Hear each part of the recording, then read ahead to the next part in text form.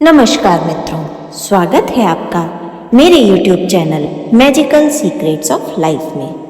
आज मैं आपसे अपने मन को नियंत्रित करने की एक टेक्निक के बारे में बात करने जा रही हूँ।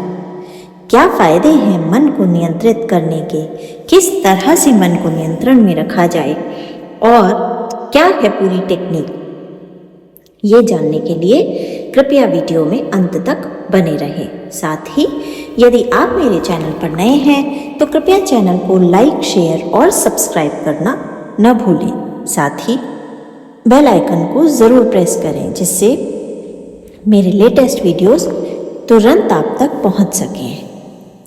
मित्रों, हम सभी जानते हैं कि मन बहुत ही अनियंत्रित जीव है।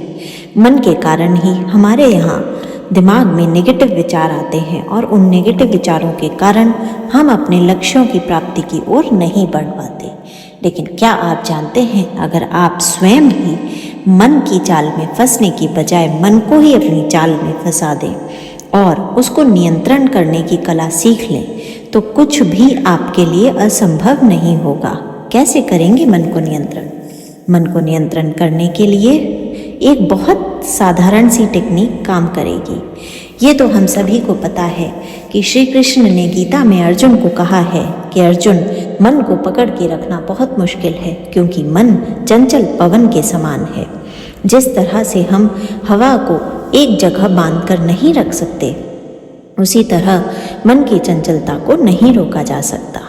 और जो भी महान लोग मन की चंचलता को नियंत्रित कर लेते हैं, उस पर काबू पा लेते हैं, वो अपने जीवन में अद्भुत चमत्कार करते हैं। न केवल उनका सबकॉन्शियस माइंड सुपर एक्टिव हो जाता है, बल्कि वे सोची हुई अपनी किसी भी इच्छा को बहुत जल्दी पूरा कर सकते हैं। साथ के साथ मन को कंट्रोल कर लेने से अनर्गल विचारों से मुक्ति मिल जाती है, सेल्फ कॉन्फिडेंस बढ़ता है, मुख पर ऐसा तेज आ जाता है कि जो आपसे मिलेगा वो आपके वश में हुए बिना नहीं रहेगा। और इसके साथ साथ आप इंट्यूशन पावर को बेहद बढ़ा सकते हैं, पहले से जान सकते हैं क्या होगा आपके साथ। क्या आप नहीं चाहते कि आपको यह असीमित शक्तियाँ मिलें? तो उसके लिए आपको अपने मन को नियंत्रण में करना सीखना होगा। कैसे करें इसे? देखिए, मन इधर से उधर भागता है। जहाँ जो सोचता है हम उस सोच में इतने इन्वॉल्व हो जाते हैं कि हम भी उसी के साथ भागना शुरू कर देते हैं। तो बजाय उससे लड़ाई करने के उसे देखना शुरू कीजिए, मन को ऑब्जर्व कीजिए, मन के ऊपर अपनी निगाहें टिका दीजिए।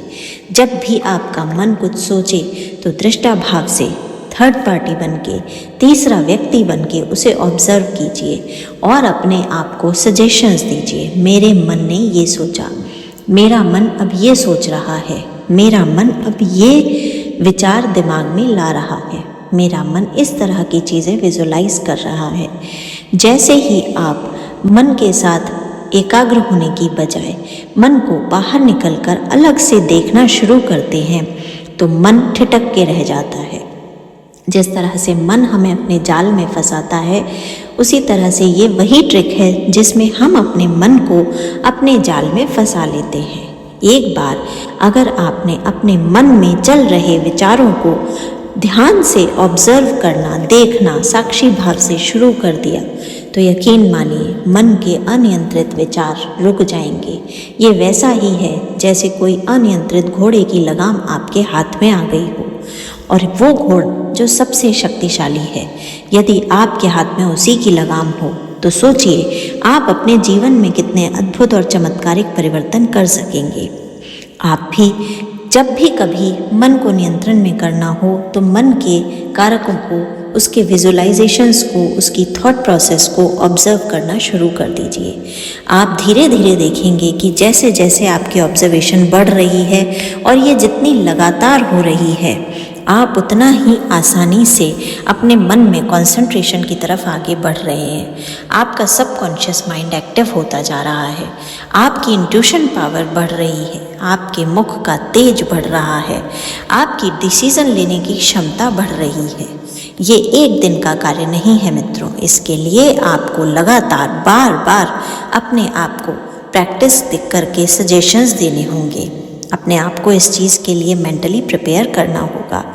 यह बहुत ही अद्भुत और चमत्कारी टेक्निक है सेल्फ डेवलपमेंट की। इसे करके देखिए और जीवन में कुछ भी प्राप्त कर लीजिए। बहुत बहुत धन्यवाद। जय श्री राम।